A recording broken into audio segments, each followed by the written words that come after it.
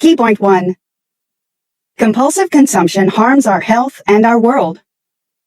We are currently witnessing a global addiction crisis that is escalating at an alarming rate. Sadly, we can trace the leading causes of death to addiction-related issues: high blood pressure, tobacco use, physical inactivity, and obesity. These factors affect individual lives and place a tremendous burden on healthcare systems, economies, and societies as a whole. Technology has introduced new types of drugs, such as online pornography, gambling, and video games. As a result, our smartphones turned into round-the-clock dopamine dispensers. Meanwhile, the potency and availability of traditional drugs such as opioids, nicotine, cannabis, and processed food have increased, leading to higher addiction rates. Polypharmacy, or using multiple drugs simultaneously, is also on the rise. Dopamine is a neurotransmitter, a chemical messenger in the brain involved in motivation and pleasure. It signals an enjoyable experience and motivates us to seek similar experiences. Harmful substances can artificially boost dopamine release, potentially causing addiction. The production of drugs often involves the use of large amounts of energy, water, and other natural resources.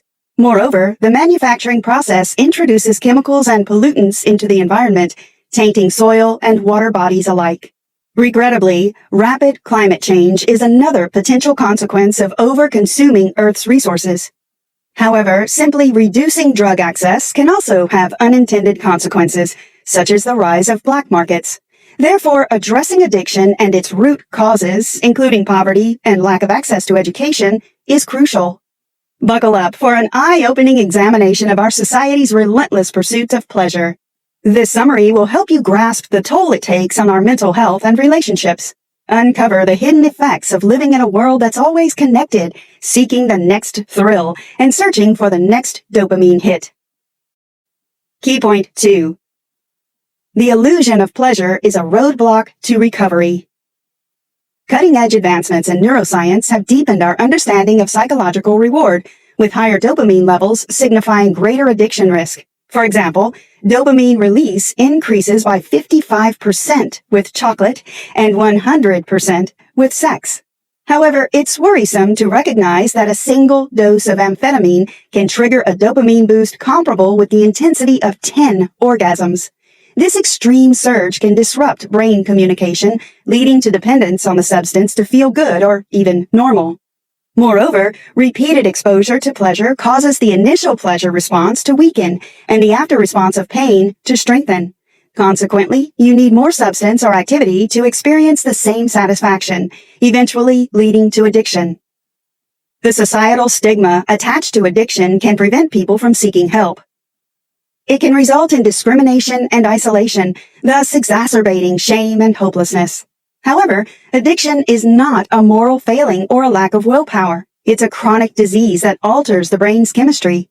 Therefore, effective treatment requires addressing the underlying biological, psychological, and social factors contributing to the condition. Brain imaging studies reveal that long-term drug use can impede access to positive emotions while making an individual more prone to pain. Simply put, those suffering from addiction can struggle to find enjoyment in any part of life. The paradox is that hedonism, the pursuit of pleasure for its own sake, leads to anhedonia, which is the inability to enjoy pleasure of any kind. Anna Lembke, MD. During World War II, Beecher's study found that most severely injured soldiers reported minimal pain. The thing is, the emotional relief from escaping danger offsets their physical suffering. Our neurological systems have evolved to handle pleasure and pain in a world of scarcity, but humans have transformed the world into one of overwhelming abundance. This shift has made our brains struggle to adapt. Pursuing pleasure without considering the consequences can lead to disconnection from oneself and the world. It can also contribute to a lack of purpose and meaning in life, as the focus is solely on seeking relief. Did you know we can trick our minds into feeling less pain? In a recent study called Boundary Effects of Expectation in Human Pain Perception, researchers informed participants that they would experience a painful stimulus.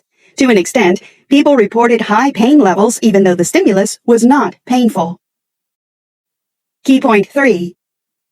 Self-control is a skill you can develop.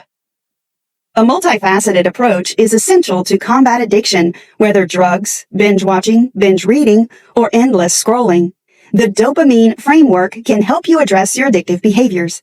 The acronym stands for DATA. Gather facts about the substance or behavior, such as usage patterns and frequency. Objectives. Identify the reasons for using the substance or engaging in the behavior, as they may range from managing emotions to relieving boredom. Problems. Recognize the issues that arise from the use of high dopamine substances or activities, including health, relationship, or moral issues. Abstinence. Cease use for a while to reset the brain's reward pathway, restore homeostasis, and regain the ability to enjoy less potent rewards. Mindfulness. Practice mindfulness to observe thoughts and emotions without judgment, leading to self-awareness and compassion. Insight. Gain insight into addictive behaviors through abstinence and reflection. Next steps. Determine personal goals for the future, whether they involve continued abstinence or moderated use. Experiment. Develop strategies to maintain a healthy dopamine balance and adapt through trial and error.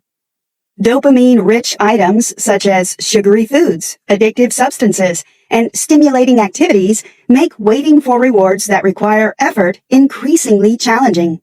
Fortunately, there's a technique that can help you renew your capacity to experience pleasure: self-binding. In a world where a dopamine surge is a click, a swipe, or a bite away, patience is the antidote. Self-binding is the intentional creation of barriers between yourself and addictive substances or behaviors. Since willpower has limitations, scientists have developed different self-binding strategies. The main types are physical, chronological, and categorical.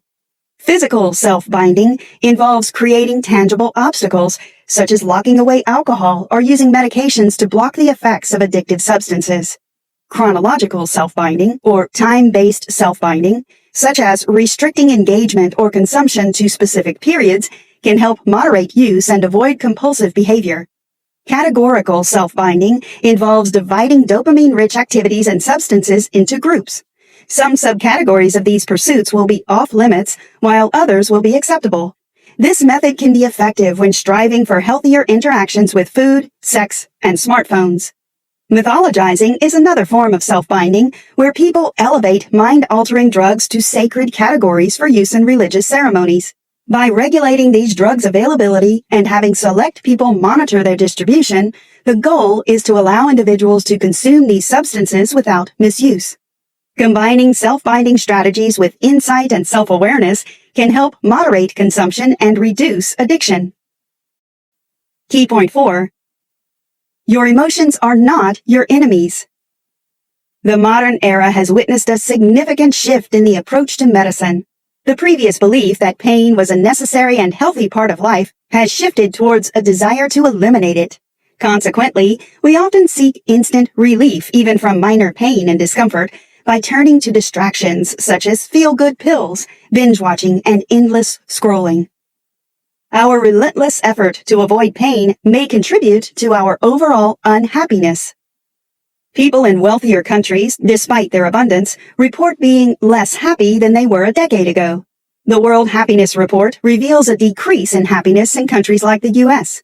Interestingly, wealthier countries also have higher rates of generalized anxiety disorder than poorer ones. Scientists suggest that this increase in pain might be due to people working too hard to numb it. There's a growing concern that long-term use of psychiatric medications may not be efficient or could even worsen symptoms. Evidence indicates that medicines like antidepressants, anxiolytics, hypnotics, and stimulants may potentially exacerbate certain issues. These medications might also cause people to lose essential aspects of their humanity, such as experiencing a limited emotional range or feeling disconnected from their true selves. There's a cost to medicating away every type of human suffering, and as we shall see, there is an alternative path that might work better: embracing pain. Anna Lembke, MD. According to Lembke, while medicating is necessary for some mental conditions, others stem from an addiction to stimulating entertainment and distractions from boredom. When overstimulation goes away, mental health issues often follow the lead. Boredom is not a negative experience, but a catalyst for creativity and personal growth. In today's fast-paced, technology-driven world, we rarely allow ourselves to be alone with our thoughts. Constantly stimulating our minds with engaging media may inhibit our ability to think deeply, reflect on our lives, and tap into our innate creativity. We can create space for introspection once we accept boredom with open arms. Instead of treating boredom as an unwelcome guest, we can learn to see it as an invitation to pause, take a step back, and reconnect with our authentic selves. Key point 5. Reasonable doses of pain lead to more pleasure. The interplay between struggle and satisfaction has long been a subject of intrigue for philosophers, psychologists, and scientists. While many people assume they are polar opposites, recent research suggests a more nuanced relationship between the two. One example is ice-cold water immersion. Researchers have found that it enhances blood circulation, improves mood, and reduces symptoms of depression. Today, ice water immersion is regaining popularity in the form of cold showers. The concept of hormesis challenges the traditional view that all exposure to toxins or stressors is harmful. Instead, it suggests that a small amount of exposure to cold, heat, and even radiation can be beneficial. Although some findings are controversial and disputed, intermittent fasting has demonstrated health benefits. While exercise can cause mild cellular stress, its absence leads to serious health problems. Regular movement can help prevent the onset of drug abuse and addiction. Furthermore, pushing through the pain of workouts may lead to a feeling of triumph, resulting in satisfaction. Extreme sports such as skydiving, kite surfing, and hang gliding can become addictive due to the release of adrenaline and dopamine. Not all who engage in extreme or endurance sports are addicted, but the risk increases with the quantity and duration of the activity. Ancient philosophers like Socrates observed the relationship between pain and pleasure. Modern accounts, like those of people struck by lightning and surviving, further support the idea that suffering can give way to satisfaction. You can observe this phenomenon in various aspects of life, such as an improved mood after illness, an endorphin rush after a workout, or excitement from a horror show. In a way, painful experiences call for compensation. Fortunately, pain and joy share overlapping brain regions, enabling the reward to follow closely. Discomfort may lead to pleasure due to homeostasis, your body's self-regulation. However, in some cases, people can become addicted to suffering, as seen in patients who overexercise or self-harm.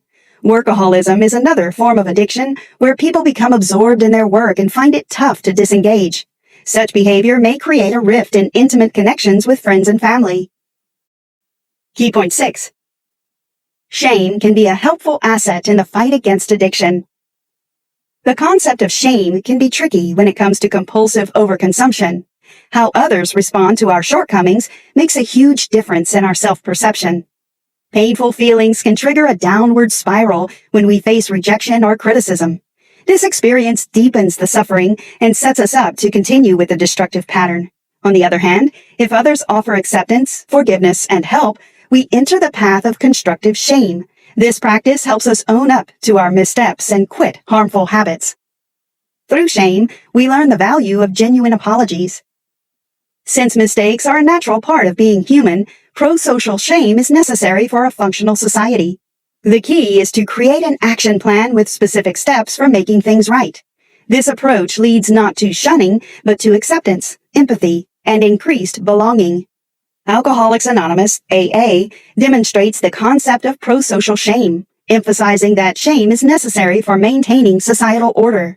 Being accountable to oneself and others while nurturing empathy is vital. AA's approach to constructive shame includes a commitment to sobriety and anticipating feeling guilty in case of a relapse. Integrating pro-social shame into family life can be beneficial for fostering healthy relationships and personal growth. By admitting vulnerabilities, parents can create an atmosphere where children feel comfortable expressing their thoughts and learning from their missteps.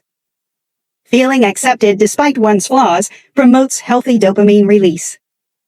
Although shame has a bad reputation in today's digital world, it can have positive effects when we utilize it in a constructive and pro-social manner.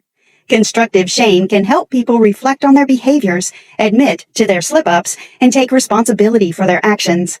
It involves a healthy sense of self-awareness and self-criticism that can help people learn from their experiences and make better choices in the future. In addition, shame is not the only personal growth tool for those fighting addictions. Self-compassion needs to follow suit to help people improve themselves and their lives. The key is to strike a balance between constructive shame and compassion and use them in a way that best fits one's needs. Did you know? Many animal species display shame, suggesting that it is a fundamental aspect of social behavior. Due to its evolutionary purpose, this feeling is crucial in shaping moral emotions and enhancing social cognition. Key point 7. We have to be honest with ourselves and others to beat our addictions. Radical honesty is an essential aspect of major religions and codes of ethics, yet humans don't seem to be an exceptionally truthful species. Why so? Telling the truth can be painful, as humans are wired to lie from a young age. The development of human language has made lying more sophisticated, and lies can offer some adaptive advantages. However, dishonesty is a luxury you don't have to resort to, as it triggers a vicious cycle. Lying results in isolation. Isolation contributes to overconsumption. Overconsumption fosters self-hatred. Self-hatred causes poor mental health and subsequent lying. Denial, often experienced in addiction, is likely due to a disconnect between the reward pathway and higher cortical brain regions. Addiction treatments aim to renew these connections. Radical honesty helps prevent relapses and the development of addiction. Being authentic and vulnerable paradoxically brings people closer to us, contrary to our fears of driving them away. When others see our struggles, they can relate to our shared humanity and feel reassured that they are not alone in their weaknesses. Patients who take responsibility for their actions and behavior are more likely to make progress toward recovery, whereas those who constantly blame others often struggle to improve. Therapy is a helpful tool to help individuals shift their mindset and adopt constructive narratives, which involve taking ownership of their mistakes and shortcomings. People often curate their online profiles to display a picture-perfect life, full of carefully staged photographs, exaggerated accomplishments, and strategically omitted struggles. This curated persona can create a distorted sense of reality and foster feelings of inadequacy and isolation among the creator and their audience. We can counteract this by being true to ourselves and not hiding behind a facade. This strategy allows us to feel more authentic, reduces the mental effort needed to maintain a false image, and allows spontaneity. In contrast, obsession with inauthentic social media content promotes isolation. Addiction can lead to indifference toward others. Honesty can also strengthen our ability to delay gratification. Although it can be challenging, choosing authenticity can transform individual lives and even the world. Moreover, both truth-telling and lying can be contagious. Conclusion. People often seek ways to escape their challenges. Yet, unfortunately, there are no shortcuts in life. Various activities and indulgences, such as social media, fast food, or addictive drugs, offer temporary relief but often contribute to long-term problems. One way to overcome unhealthy cravings is by replacing them with healthy tendencies. Creative hobbies such as painting, writing, or music can provide a positive outlet for emotions and a healthy distraction. Another option worth exploring is mindfulness. Practices like meditation and deep breathing help foster a sense of inner peace, grounding you in the present moment. Similarly, meaningful work or activities can help overcome compulsive behaviors and achieve success and satisfaction. And there's no need to negate professional help. Counseling or therapy may provide guidance and support, helping you develop new coping strategies and healthier habits. Once you consciously concentrate on what's around you, the world can reveal itself as something worth paying attention to, rather than something to escape from. Try this. Viewing addiction as a health issue rather than personal failure is crucial. We can create an environment that encourages treatment, recovery, and prevention by shifting the narrative away from blame. Here are some steps to take. Remember that addiction is a complex interplay of biological and psychological factors.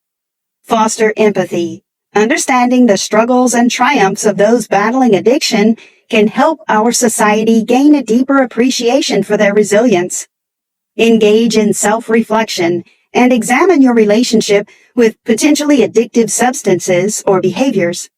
Stay informed about the latest scientific advancements in addiction neuroscience by subscribing to reputable journals or websites.